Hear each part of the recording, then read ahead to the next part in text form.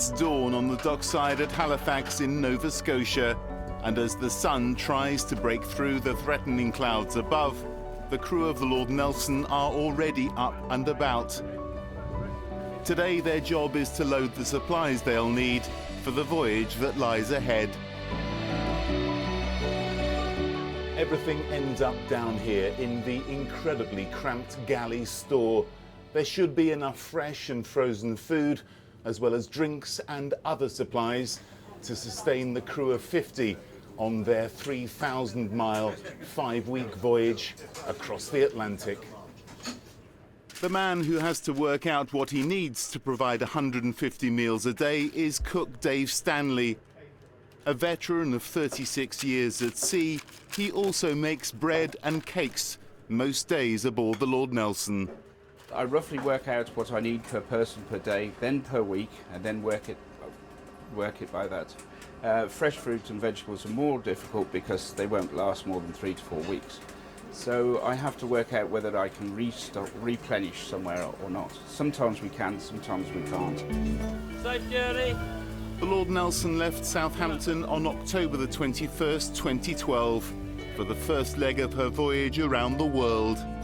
It's the biggest challenge ever undertaken by the Jubilee Sailing Trust. Set up 35 years ago, it enables people of all ages and all abilities, novices and experienced sailors alike, to crew a tall ship side by side. When we were leaving Southampton 20 months ago, I never really thought this day would arrive, that we'd be here just about to start our final leg back to the UK. On board for that first leg was Neil Marshall, a former serviceman recovering from a brain injury. He's in Halifax helping to get the ship ready to sail and will be aboard for the final leg home. It's been hard, it's been arduous, it's tough going, but I got a few injuries and so on, but it's given me a sort of breathing space and a platform to learn how to deal with these things.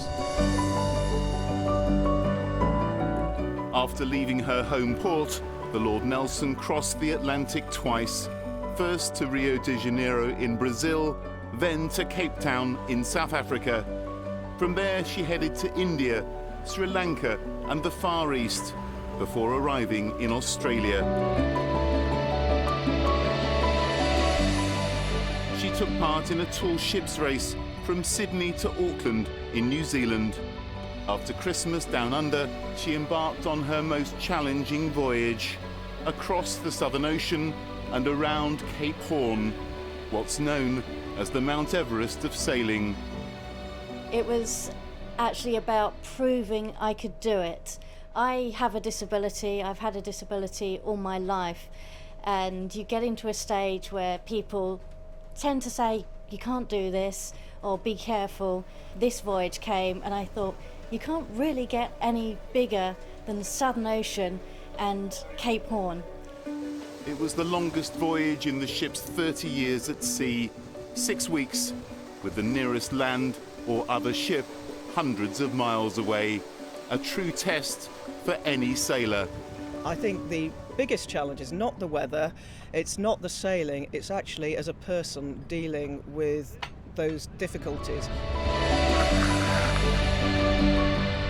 Tomorrow, following in the footsteps of generations of adventurers who've taken on Cape Horn, and in the Antarctic with a novice sailor who suffers from seasickness. Richard Jones, ITV News, Halifax, Canada.